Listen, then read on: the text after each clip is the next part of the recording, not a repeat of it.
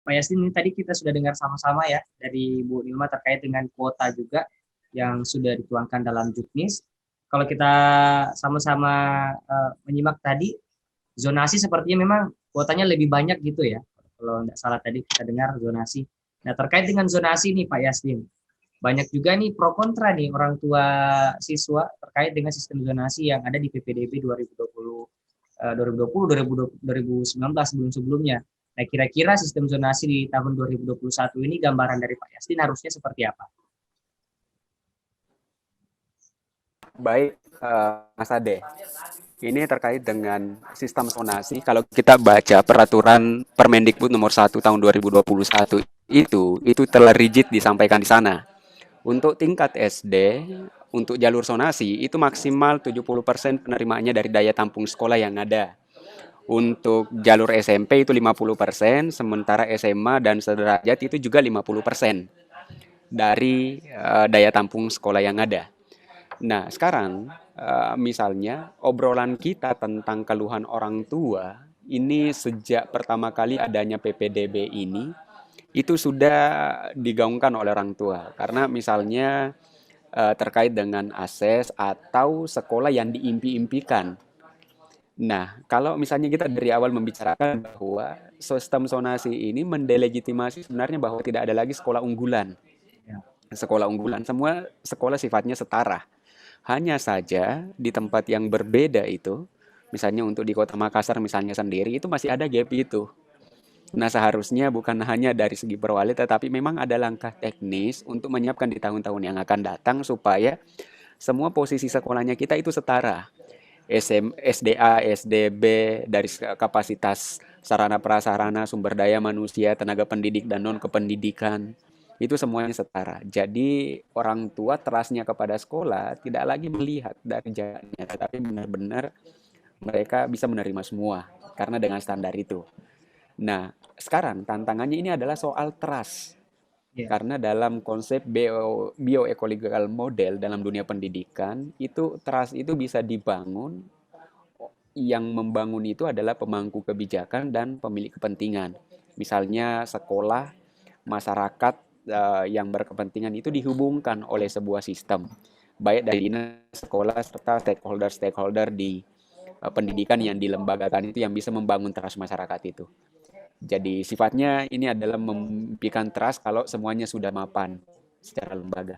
Itu kira-kira Pak Ade. Jadi semua aturan-aturannya kita Perwali nomor 20 tahun 2021 yang diturunkan seharusnya itu lebih eksplisit menjelaskan tentang Permendikbud nomor 1 tahun 2021.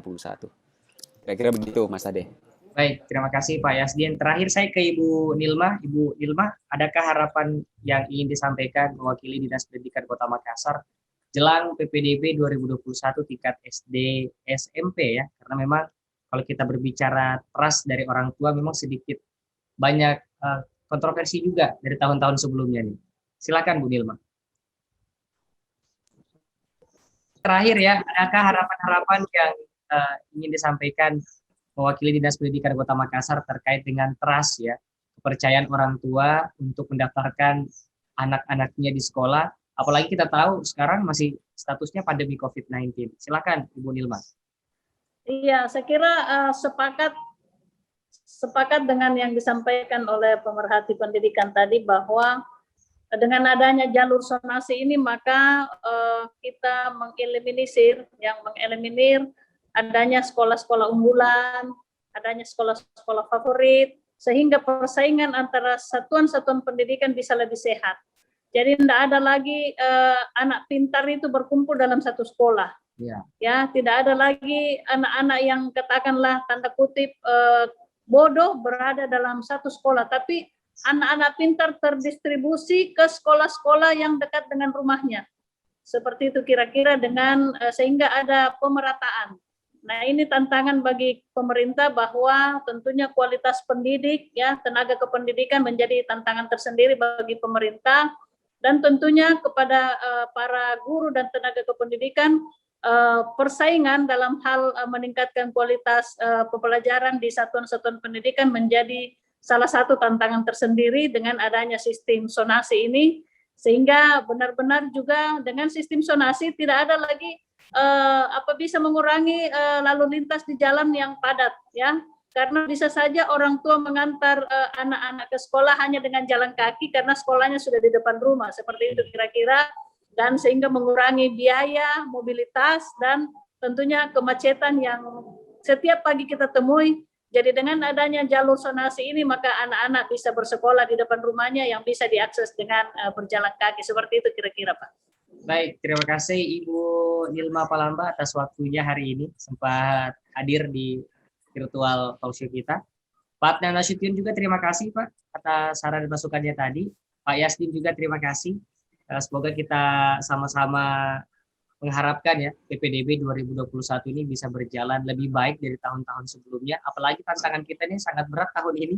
Statusnya masih pandemi COVID-19, tapi kita tetap harus berusaha. Nanti di bulan depan kayaknya sudah tatap muka gitu ya. Sudah ada beberapa sekolah juga yang melakukan sistem pembelajaran tatap muka. Nanti kita lihat bagaimana perkembangannya terkait dengan PPDB juga. Semoga semuanya sesuai dengan harapan kita. Kalau gitu, saya De Febrian pamit undur diri. Assalamualaikum warahmatullahi wabarakatuh. Waalaikumsalam warahmatullahi wabarakatuh.